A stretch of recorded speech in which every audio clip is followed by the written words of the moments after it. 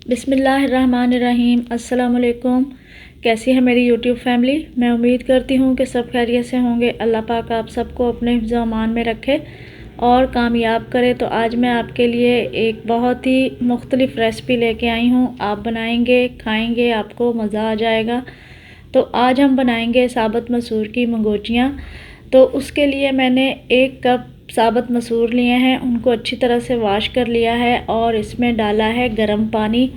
गर्म पानी आपने उतना डालना है जिसमें ये अच्छी तरह से भीग जाएं, पानी इनके ऊपर हो, और इसको 1 से 2 घंटे के लिए आपने कवर लगा के रख देना है।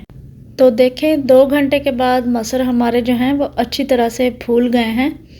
तो यहाँ पर आपने इसका सारा पानी जो है वो गिरा देना है और हमने इसको डालना है एक मिक्सी में डालेंगे। और साथ में हम डालेंगे एक बिल्कुल छोटा सा प्याज जिसको कटिंग करके डाला है मैंने, और 1 चम्मच अदरक लहसुन का पेस्ट डालेंगे।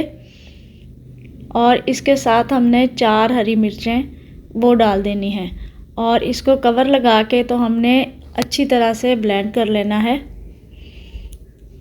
और इस तरह का आपने इसका पेस्ट बनाना है, बिल्कुल भी मतलब कि बारीक नहीं करना आपने, इस तरह का पेस्ट होना चाहिए आपका।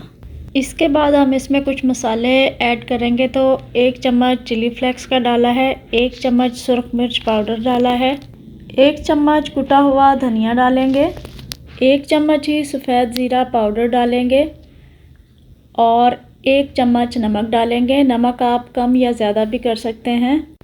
और आधा चम्मच आपने इसमें गरम मसाला पाउडर डालना है, इससे बहुत अच्छी खुशबू हो जाएगी। अच्छी तरह से आपने इसको मिक्स करना है, कम से कम आपको 3 से 4 मिनट लगेंगे इसको मिक्स करने में। तो आपने इसकी मिक्सिंग बहुत अच्छे तरह से करनी है। मिक्स करने के बाद हम कढ़ाई चूल्हे पे रखेंगे और ऑयल को आपने अच्छी तरह से गर्म होने देना है। जब गर्म हो जाए तभी आपने इसमें मंगोचियाँ डालनी हैं।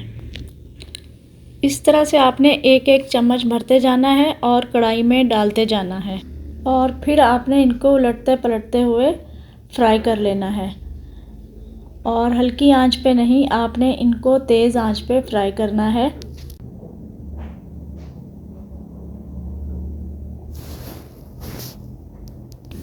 तो देखें कितने अच्छे से हमारी मंगोचियाँ जो हैं वो फ्राई हो गई हैं। तो अब हम इनको निकाल लेंगे। तो जब तक मैं मंगोचियाँ निकालती हूँ तब तक आप मेरे चैनल को सब्सक्राइब कर दें, वीडियो को लाइक कर दें और एक प्यारा सा कमेंट भी कर दें। और फिर कढ़ाई में प्याज डाल दिए हैं, उसी ऑयल में मैंने प्याज शामिल किए हैं जिसमें मैंने मंगोचियाँ फ्राई की थी। और प्याज का मैंने जो है वो पेस्ट बना के रखा हुआ है। तो प्याज को हल्का सा ब्राउन कर लेंगे। देखें प्याज का कलर चेंज हो गया। यहाँ पर अदरक और लहसुन का पेस्ट मैंने बना के रखा हुआ था, वो डालेंगे और इसको भी थोड़ा सा भून लेंगे। कुछ देर की भुनाई के बाद हम इसमें साथ ही डाल देंगे कुछ मसाले। तो 1 चम्मच नमक डाला है मैंने, 1 चम्मच हल्दी पाउडर डालेंगे, 1 चम्मच धनिया डालेंगे दरदरा सा पिसा हुआ, और डालेंगे 1 चम्मच सुरख मिर्च पाउडर और 1 चम्मच ही ज़ीरा पाउडर डालेंगे। और मसालों को हमने बस थोड़ी देर के लिए ही भूनना है ताकि हमारे जो मसाले हैं वो जल नहीं जाएं।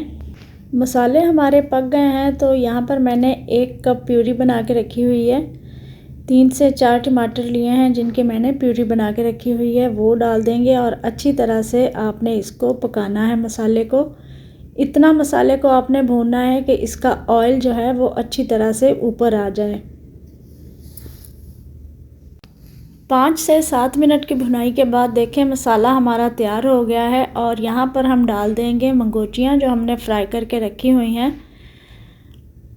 मिक्स करेंगे। और इसमें हमने बस थोड़ा सा ही पानी ऐड करना है और थोड़ी देर ही हमने इसको पकाना है, 1 से 2 मिनट के लिए बस। और ज़्यादा शोरबे वाला ये बिल्कुल भी अच्छा नहीं लगता, बस हल्की हल्की सी लाश हो, ग्रेवी हो, तो बस आप इसको चूल्हे से उतार लीजिएगा और सर्व कीजिएगा। और मुझे ज़रूर फीडबैक दीजिएगा कि आपको मेरी रेसिपी कैसी लगी।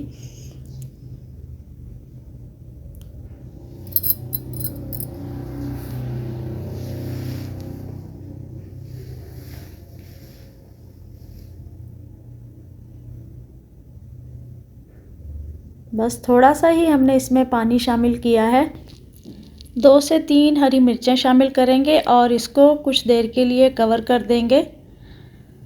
2 منٹ کور لگائیں گے، زیادہ دیر نہیں لگائیں گے، اور اس کے بعد دھنیا ڈالیں گے اور سرو کریں گے. تو پھر ملیں گے نیکسٹ ویڈیو میں. دعاؤں میں یاد رکھیے گا. اللہ حافظ.